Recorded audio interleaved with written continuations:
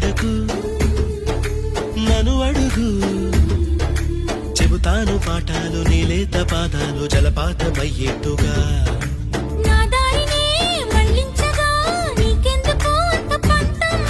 మంచేతిలో ఉంటే కదా ప్రేమించడం మానటం